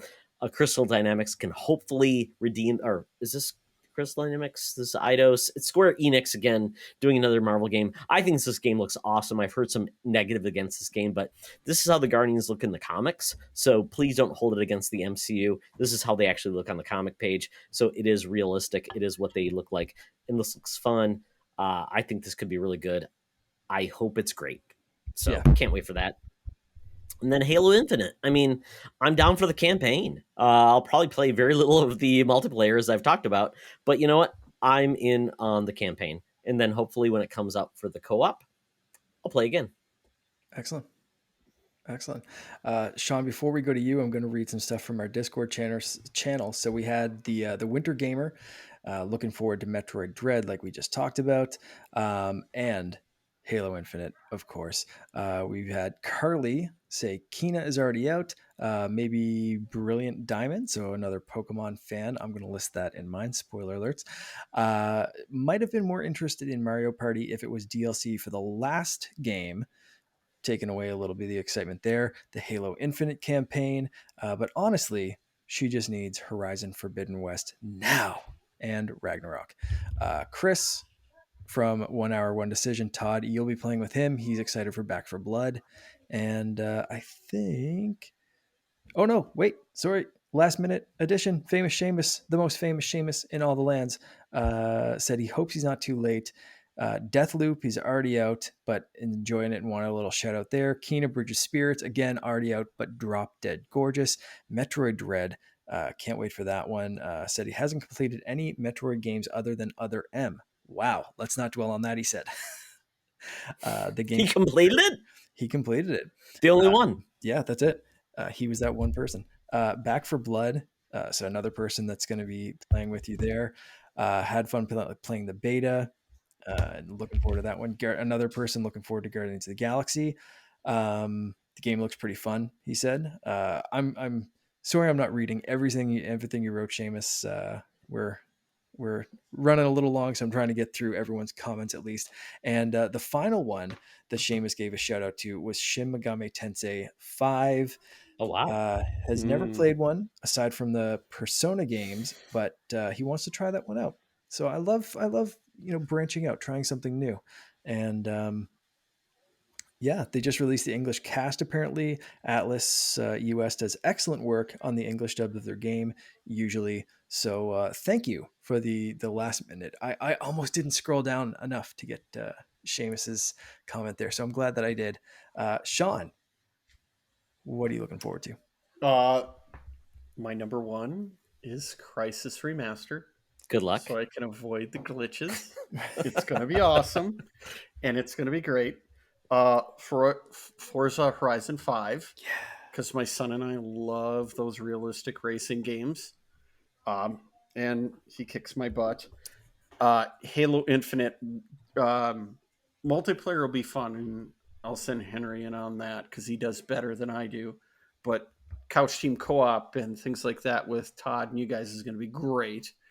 I'm super excited about that.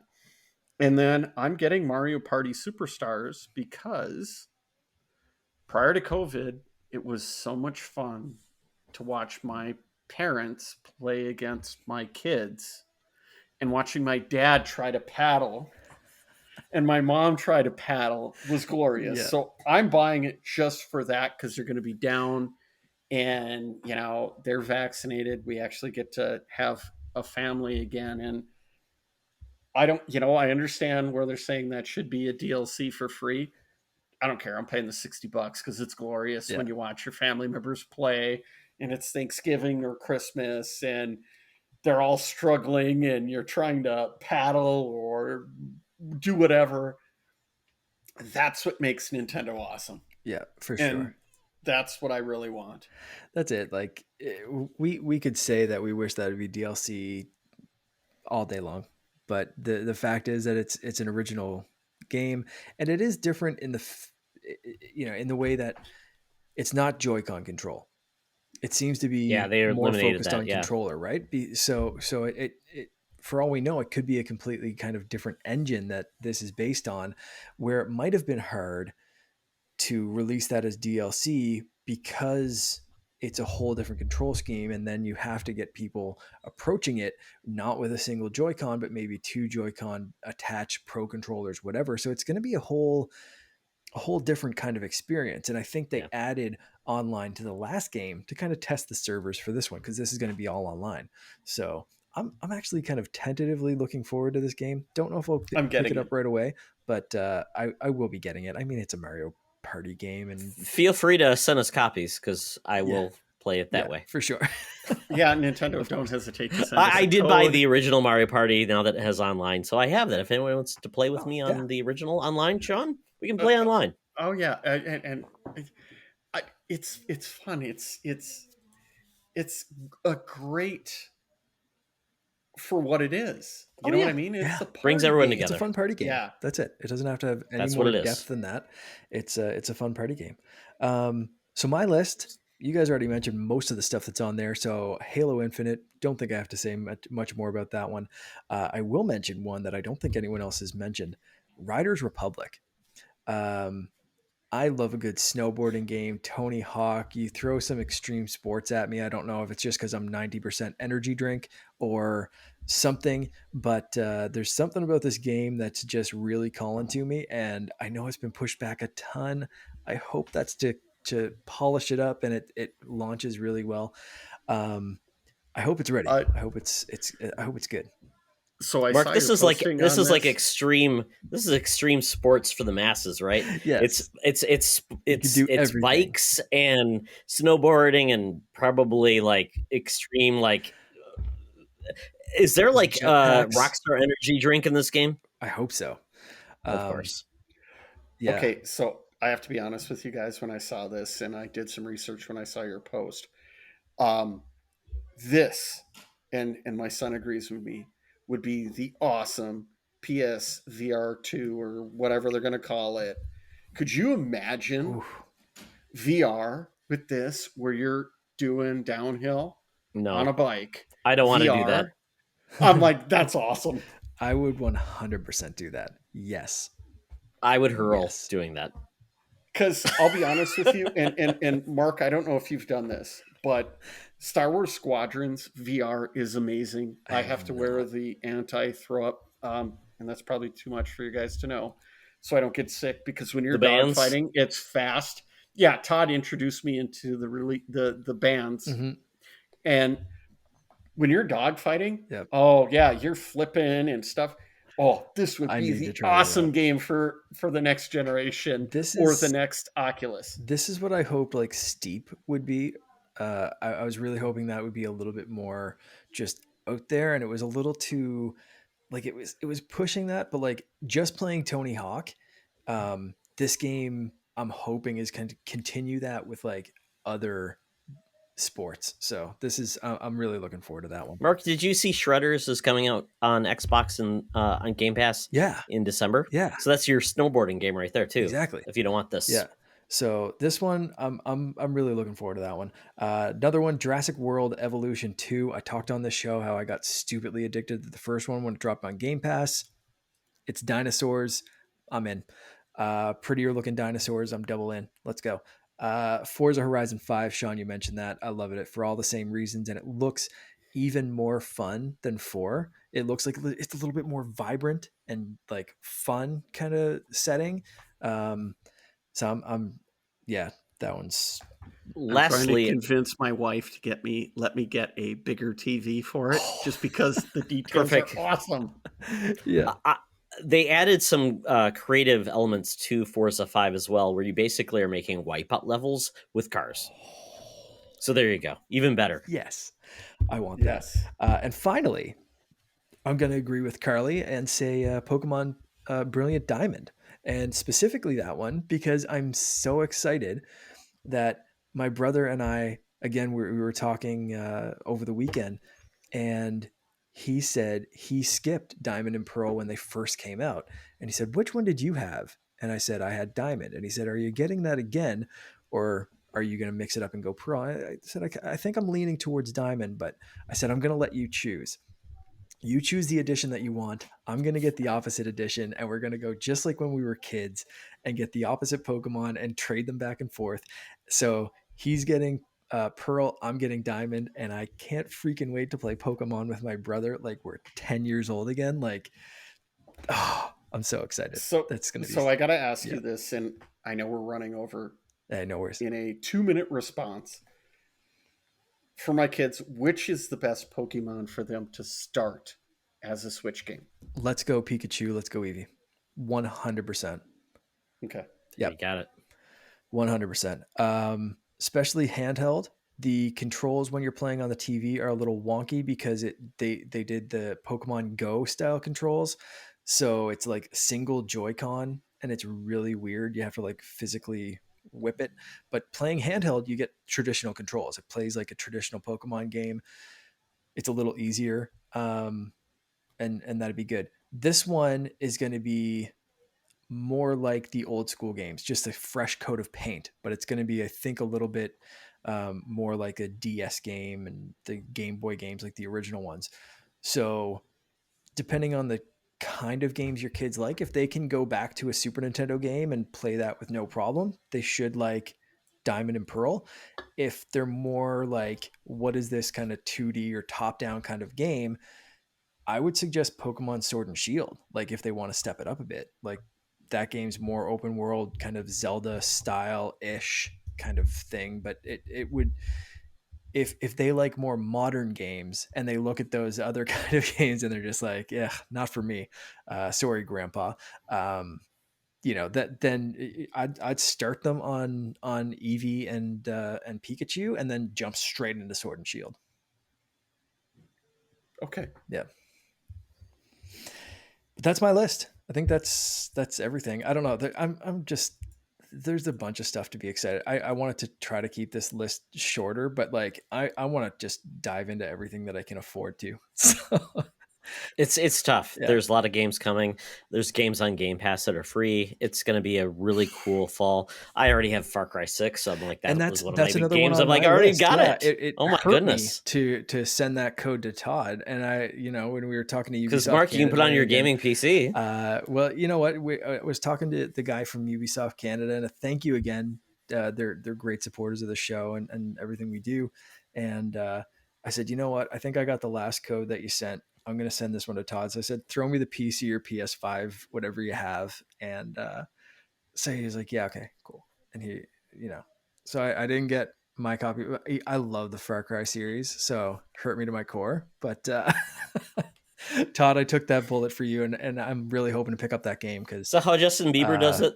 I love you. Heart. The heart. Yeah. Yeah. But no, I can't wait to pick up that game. It's immediately. What's it come out, like 24 hours? I think the day this podcast launches. It's Wednesday, right? Coming out in a couple. Yeah, I think it's coming out tomorrow. Love the Far Cry game. So awesome. That's like I said. I would like to say it's like my most like I have the game, so I can't even say that. So I'm so excited. So I will play more of that. But I would say before we leave, next episode, Mark, is our Halloween episode. So we're going to put this out there. We want people to select a spooky game from Game Pass and make Mark and I play those games. And we'll come back in 2 weeks and play those games. So, folks, we will put out a poll. We'll do whatever we can. But a game on Game Pass that's spooky that you want Mark and I to play, could be different games. We'll talk about it next week or next episode. I like it. Good times. So with that, we are done with the show. Sean, thanks for joining us. Thank you, Steve. This has been a pleasure. You and I will hang out and play some games, which is great. Mark, it's always a pleasure. Absolutely. Our favorite Canadian in all the land. But before we go, gents, how can people game with us? We haven't been talking about that. And how can they find us on the web? So, Mark, tell us how people can find and game with you. You can find me on Xbox and Switch as Canadian. That's it. No the or anything like that. But the best way to do it is to join our Discord channel and hit me up in the looking for gaming and gamer tag stuff there. So feel free to add me. Absolutely. Sean, people want to game with you, how can they game with you? Well, obviously on the Discord channel, Jedi Sean, of course, because of my love for Star Wars. Xbox, it's NYHUSSP. PS5 is NYHUSSEAN. And for me, it's Spartyon98 on Xbox and Switch, Spartyon1998 on PSN. So there you folks. We want to play with others. I will play with you. I want to play with more people. We all do. And we want to have fun. Absolutely. So thank you for that. And with that, oh my goodness, this has been a fantastic episode. So thank you all for joining us on this ride in the world of gaming. And with that, I will say thank you, Sean. Thank you, Mark. And as always, it's always better to game together. This podcast is part of the Secret Friends Unite podcasting network. Visit secretfriendsunite.com for more great shows, articles, news, reviews, and more. Secret Friends Unite podcasts are available on Apple, Google, Spotify, and other podcast services around the world. If you'd like to be part of the conversation, you can join us on Facebook or our new Discord server, or follow @SecretFriendsU on Twitter. Please subscribe to Secret Friends Unite on YouTube and visit our merch store at tpublic.com. Just search Secret Friends Unite. Thanks for listening.